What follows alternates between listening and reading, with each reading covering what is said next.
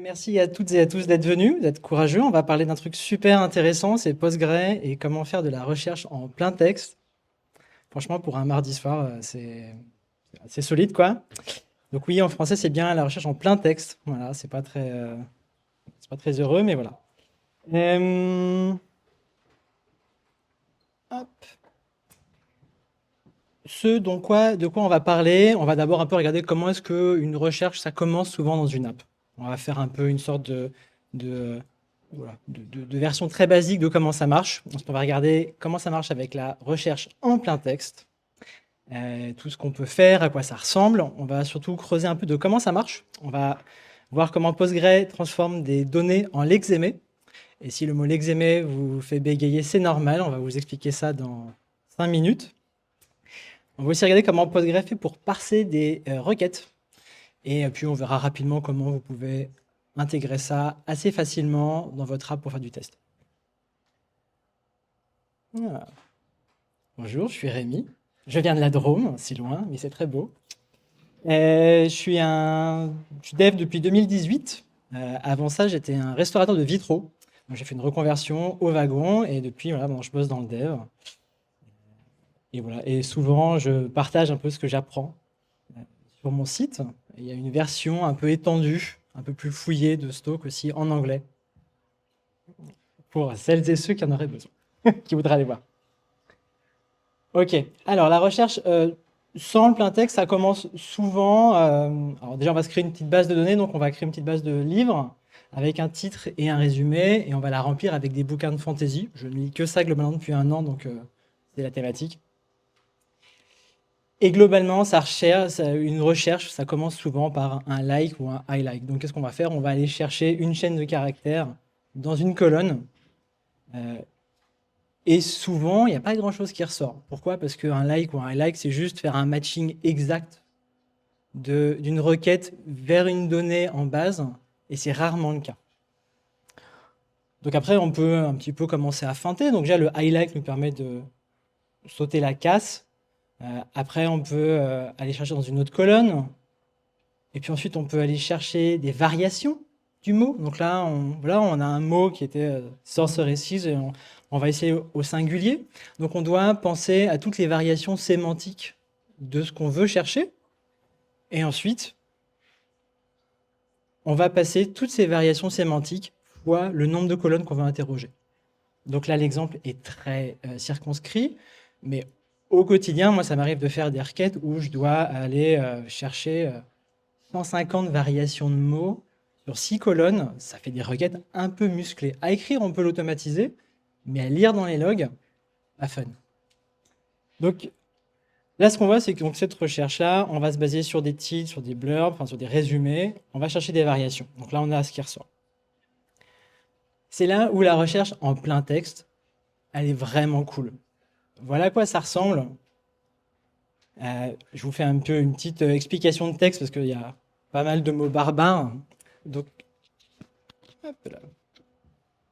Donc ce que je fais au départ, c'est on va transformer les colonnes. Donc en fait, globalement, on va transformer les différentes colonnes qui nous intéressent en une string unique, une chaîne de caractères. Et on va passer ça à Postgre qui va faire une petite moulinette qui va transformer les colonnes en vecteurs de recherche. On va voir ce que c'est un vecteur de recherche. Mais c'est un type de données spécial qui permet de faire de la recherche sémantique beaucoup plus finement que ce que vous pouvez faire avec votre imagination. Et ça, c'est la transformation que Postgre va opérer sur la requête. Et vous voyez, en 3 fois moins de lignes, on a le même résultat qui ressort. Alors, comment ça marche? C'est là où on rentre dans la partie un peu fun.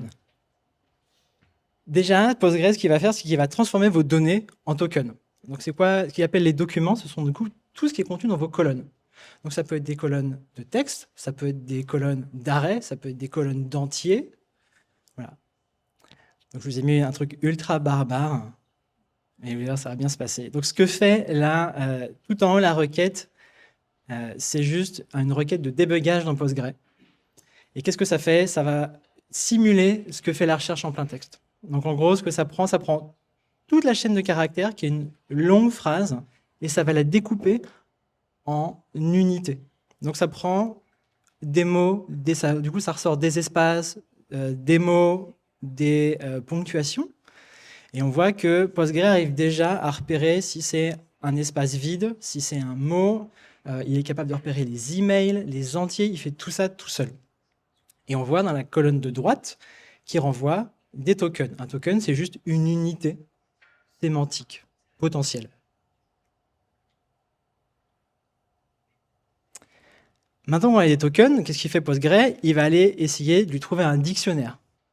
Donc les dictionnaires, c'est un peu ce qu'on aurait pu essayer de faire tout à l'heure en cherchant des variations sémantiques sur un mot. Donc au lieu de s'enquiquiner nous à le faire, Postgre a des dictionnaires tout près, dans quasiment toutes les langues possibles et inimaginables. Mais il a aussi des dictionnaires créés, par exemple, si vous voulez faire du fuzzy matching, il a des dictionnaires dédiés. Vous pouvez aussi créer des dictionnaires et les injecter dans votre config Postgre. Donc c'est vraiment hyper puissant. Et donc ce qu'on voit, c'est que parfois, il renvoie un dictionnaire, parfois non. Qu'est-ce que ça veut dire? Ça veut dire que Postgre a identifié que certains thèmes ne sont pas signifiants, n'ont aucun sens, n'ont aucune utilité dans la requête. Et qu'est-ce qu'il fait? Il va les ignorer. Donc le dictionnaire English Stem, qu'est-ce que c'est? Le stem, c'est ce qu'on appelle le radical. Donc c'est la partie la plus signifiante d'un mot. Une fois qu'on a viré le préfixe, le suffixe, les pluriels, le féminin, le masculin, qu'est-ce qui reste? Et donc c'est là où les tokens vont se transformer en lexémé. Et le lexémé, c'est ça, c'est le radical, c'est la partie la plus signifiante du mot.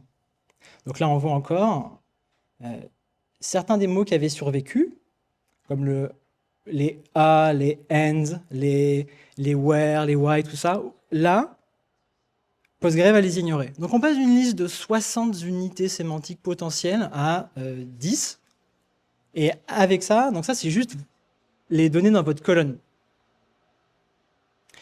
Je voulais vous montrer aussi un peu à quoi ça ressemble plus concrètement à l'exémé, enfin sur une autre variation.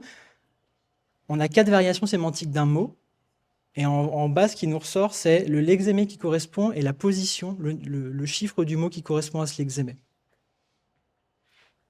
Je sais, c'est un peu barbare, mais c'est vraiment super cool. J'ai mis une chemise pour que ce soit un peu plus fancy pour vous. Maintenant que Postgre a fait ça sur vos colonnes, on va faire pareil sur l'input de l'utilisateur ou l'utilisatrice. Donc il va faire le même processing et en plus, il va rajouter un petit peu de magie. Donc là, il y a des noms de méthodes Postgre, désolé, je ne pouvais pas faire autrement. Donc il y a plusieurs façons de parser une requête. La première, la plus simple, c'est tout TS-query. Qu'est-ce que ça vous permet? Ça vous permet d'avoir un contrôle ultra granulaire sur votre requête. L'ennui, c'est que vous devez faire des normalisations préliminaires qui sont assez compliquées. Un exemple, ce sera plus parlant. Si je lui passe une phrase, aujourd'hui, on a pris l'habitude de chercher avec un langage naturel. Jamais on va s'amuser à mettre des opérateurs logiques dans une requête sur Google. Plus personne ne fait ça. Je lui mets une phrase, Postgre n'arrive pas à reconnaître. Lui, ce qu'il attend, c'est des unités sémantiques avec des opérateurs logiques. Il attend ça. Et donc du coup, là, avant de pouvoir passer à Postgre, lui dire « transforme ma colonne et fais-moi-en un vecteur, une query de recherche », je suis obligé de faire toute une normalisation sur mes caractères. Alors du coup, si j'ai un array avec des chiffres, et puis avec du texte, et puis avec de la donnée géographique, donc il y a tout un travail en amont qui peut être complexe. Mais ça vous donne la possibilité, par contre, de passer des opérateurs logiques différents. Donc si jamais vous voulez chercher certaines occurrences de mots, mais pas d'autres, vous pouvez le faire très facilement. Voilà, cette première méthode, c'est vraiment le contrôle total sur ce que vous allez chercher. Par contre, vous avez un gros paquet de boulot avant pour pouvoir l'envoyer à Postgre. Donc ensuite, Postgre, voilà, les devs de Postgre sont sympas, ils ont mis des méthodes un peu à disposition qui délèguent un peu ce travail à Postgre. Donc playing to TS-query, c'est exactement ça. On délègue la normalisation à Postgre. Par contre, on n'a que l'opérateur logique et. Donc là, je lui passe bien la même phrase. Il est capable d'identifier les unités. Il est capable de les transformer, vous voyez, les elves, il les a réduits. Magical, il a réduit, donc il va chercher ces mots, il les transforme en lexémé, et ensuite il recompose avec un opérateur logique et. Par contre, si je lui passais de la négation, il enlève la négation, il me dit non, désolé, t'auras tout. T'auras les elfes et les sorcières. On peut pas faire sans. Phrase ou TS-query, c'est particulièrement pratique quand vous cherchez un groupe de mots signifiants. Par contre, toujours pas d'opérateur logique. Mais si vous cherchez un titre de bouquin, The Wheel of Time, Lord of the Ring, si vous cherchez un lieu, le palais de l'Élysée, vous voulez pas qu'on vous sorte une liste de lieux qui sont soit des palais, soit ce soit genre l'Élysée, ou vous cherchez, je sais pas, à Lord of the Ring, vous avez genre des bouquins sur les lords et des bouquins sur les bagues. Pas trop le même délire. Là, l'avantage de cette méthode-là, elle va dire les deux mots signifiants, c'est wheel et time, et au milieu, il y a deux unités non signifiantes. Donc, ce que je recherche, c'est toujours wheel avec deux unités différentes et time derrière. Pratique. Je ne sais pas si Julien, là, il y a un test technique un peu connu qui nécessite d'aller chercher des recettes. Pour chercher un bœuf bourguignon, c'est ce que vous voulez. Voilà. Je vous le donne, le type est cadeau. Souvent, on peut aussi utiliser Web Search, qui en gros reprend la manière dont on interroge un moteur de recherche quand on s'y connaît un petit peu. Donc, il y a un mélange de langage naturel et d'opérateurs logiques. Franchement, il n'y a pas énormément d'inconvénients à s'en servir. À notre niveau, c'est assez cool. Ça peut vite faire de la magie, c'est top.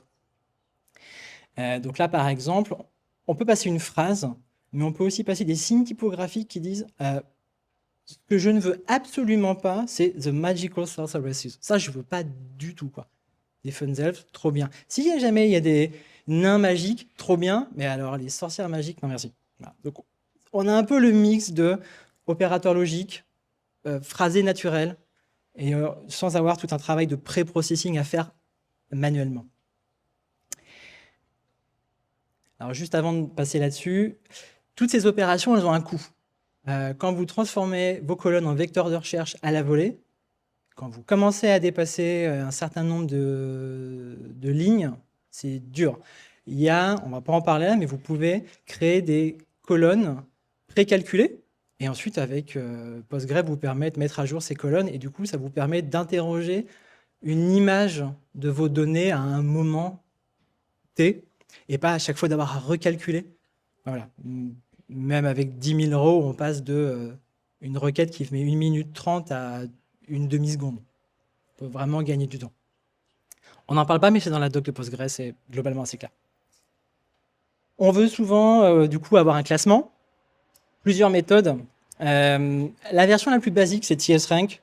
Donc, en gros, c'est juste la fréquence du lexémé par rapport à ce que vous avez, et la requête et la colonne. Donc, c'est un peu globalement la manière dont fonctionnait le SEO il y a 20 ans. Donc, quand on voulait faire remonter des pages sur Google, on bourrait la page de mots-clés. Google disait genre, ah chouette, il y a 60 fois le mot-clé dans cette petite page, c'est forcément bien, on va la faire remonter en première page. Qui aujourd'hui ne marche plus du tout.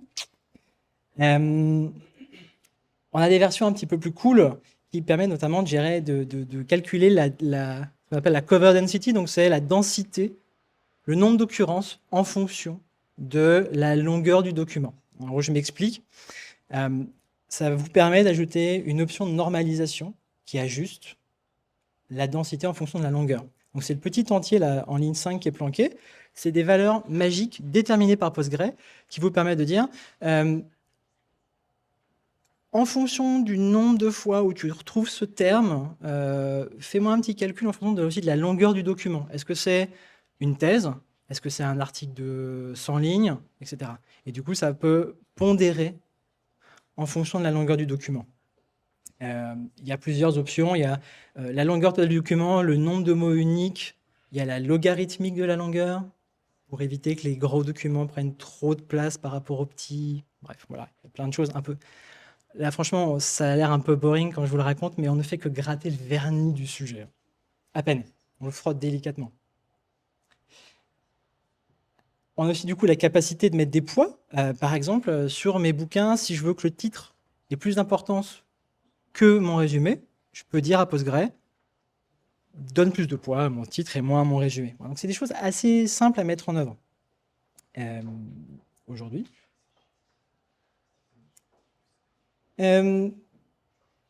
Avant de passer là-dessus, parce que c'est globalement assez simple, ce qu'il faut un peu voir, c'est que quand vous faites une requête un peu compliquée avec une phrase et que vous cherchez à la matcher exactement sur ce que vous avez en colonne, vous avez moins la surface de contact entre ces deux informations est assez faible.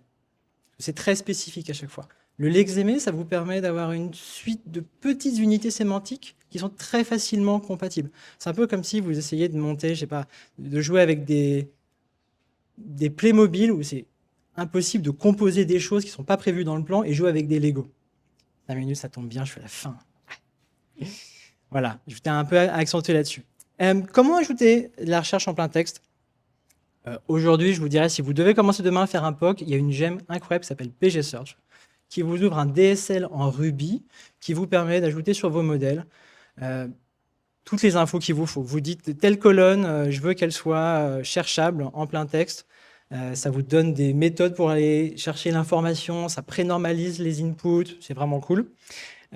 Après, moi, je me suis amusé à faire une implémentation à la main, enfin, custom de tout ça. C'est pour ça que j'ai fait ce talk-là aussi. Et c'est vrai que gérer l'injection de string SQL au milieu d'une classe de 200 lignes en Ruby, quand on a un bug et que Postgre ronchonne, on ne sait pas pourquoi, c'est un peu frustrant. Mais voilà. Voilà, merci beaucoup à tous et à tous. Si vous avez des questions sur autre chose aussi, vous pouvez, n'hésitez pas. Voilà.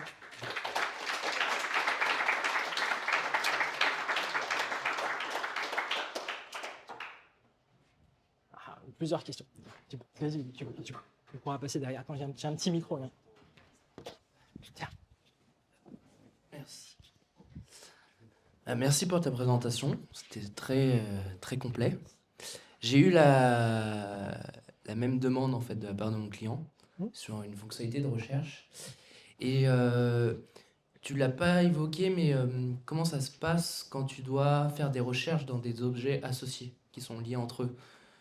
Parce que moi j'avais en fait je devais chercher dans le name et le title en fait sur 4 niveaux. Et c'était un peu compliqué. Bon, je pense que ça complexifie en fait, mais tu t'en sors.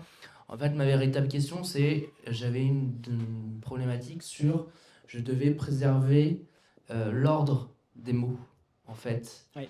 Et ça, j'ai pas trouvé dans PG Search justement. Est-ce que tu t'es frotté à la problématique ou pas? Alors, je me suis pas de manière aussi complexe.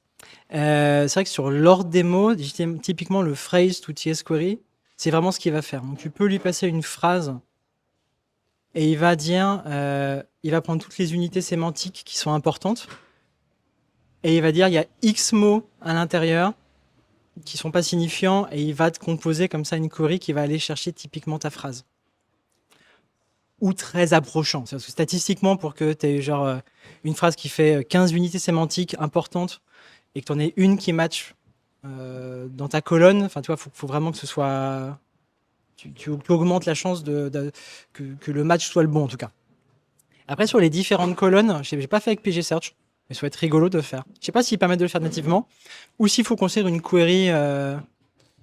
Tu peux le faire, tu peux faire des scopes et faire de Et l'association. l'association, ok. Mais ça complexifie. Puis je suis en fait tombé sur des issues où tu devais patcher les opérateurs de PG Search. Donc en fait, moi, je suis arrivé sur la gemme et ça marchait pas. Et j'ai dû ouvrir le capot, alors que toi, tu as fait l'inverse. C'est ça. Ouais. Voilà. Et j'avais une autre question aussi, mais je vais y repenser après. Donc je sais pas.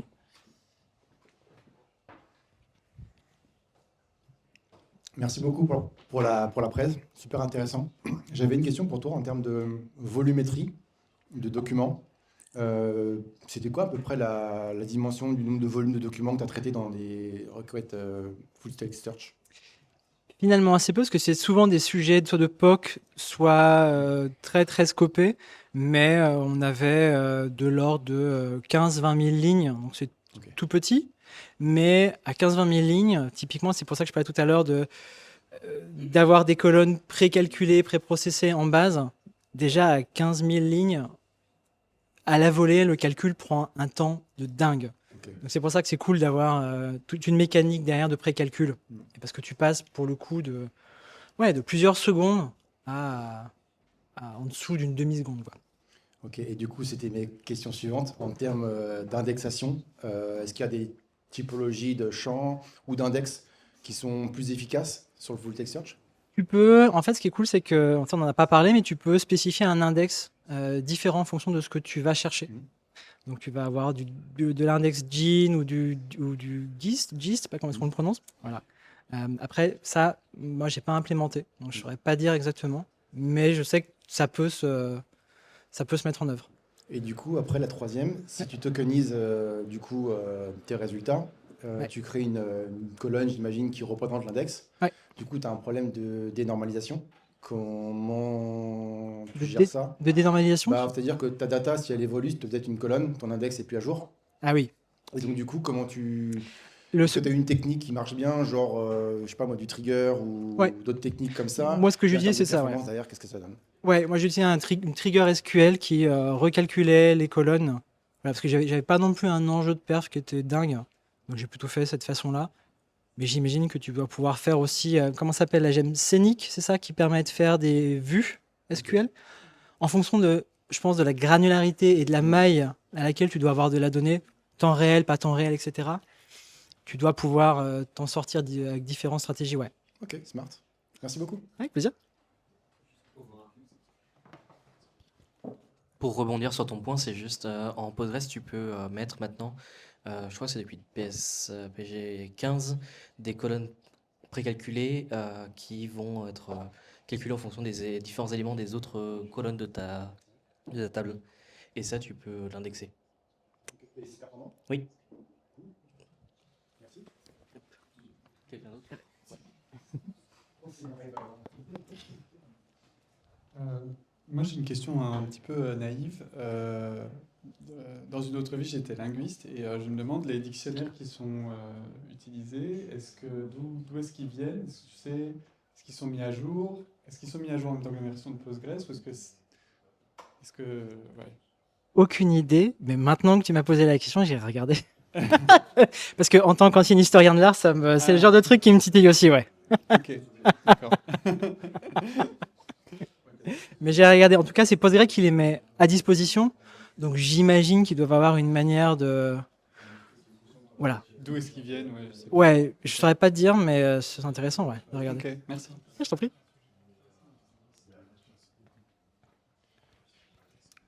Merci pour la présentation. Avec Très plaisir. belle chemise aussi. Moi, j'avais une question en termes de performance par rapport au highlight. Est-ce que tu sais si on a des gains de performance significatifs ou pas avec l'utilisation de... J'ai pas benchmarké l'un et l'autre. Ok, Ouais, par contre, voilà, ce que j'ai constaté, c'est voilà, la facilité, en tout cas une fois que c'est pris en main, de lecture, de génération de query, et notamment la lecture de la query. Voilà, ok, pour passer de log de query, voilà. Bon, c'est plus un côté genre DX qui est vraiment appréciable. Voilà, après, j'ai pas benchmarké. ok. Mais Et bon juste point. une deuxième question. Alors, peut-être tu as déjà dit, mais je me rappelle plus. Ouais. Parce que là, on parlait beaucoup de titres de livres, donc Ouais, des lettres. ouais. C'est possible avec des suites de chiffres? Ils sont. Alors, j'ai plus toute la liste en tête, mais il y a chaîne de caractères, entier. Ils sont capables de faire du matching sur des adresses email. Ok, Il y a d'autres trucs. ok, Des coordonnées géographiques aussi. ok, Voilà, donc ils sont capables de reconnaître directement, et c'est pour ça que avoir des index aussi après différents te permettent un peu ok. de naviguer ça. Super. Donc ouais, non, c'est vraiment cool, ouais. Ok. C'est une techno qui est depuis quelques temps, donc c'est bien. Ils sont actifs dessus, quoi. Ok, d'accord. Bah, super intéressant en tout cas. Ouais, merci. Avec plaisir.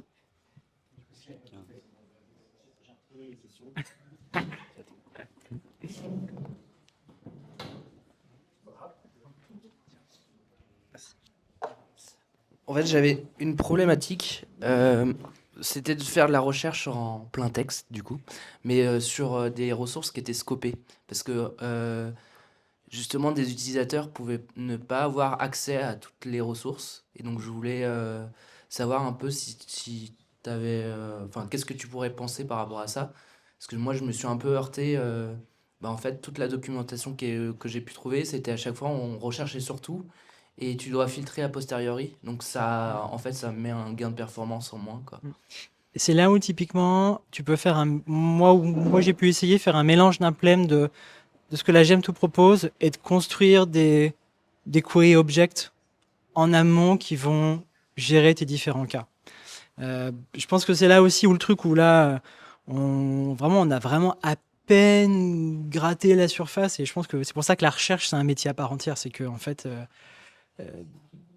la limite, c'est l'imagination de ce que tu peux et ta technicité, mais voilà, c'est là où typiquement moi j'irais chercher sur une sorte de travail en amont pour éviter d'avoir à envoyer des choses. Genre de faire des views et compagnie. Ouais, soit des views, soit même avoir des objets en Ruby qui ne déclenchent la requête que sur un certain type d'utilisateur. Et si c'est pas le cas, on a une stratégie de fallback. Voilà, ça pourrait être des choses comme ça. Voilà. Et dernière question, promis. À un moment, alors je sais pas si c'est parce que j'ai dû bidouiller les opérateurs, Ouais. mais en fait j'ai dû passer mon schéma en SQL. Il n'arrivait pas à utiliser le schéma en Ruby, En Ruby. en Ouais. DSL. Je sais pas si tu as eu le cas aussi. Si, et tu vois, j'avais oublié, mais effectivement, j'ai dû aussi faire quelque chose dans ce goût-là, ouais. Et je ne saurais pas te dire pourquoi. J'ai pas regardé. Ah, merci. Avec plaisir.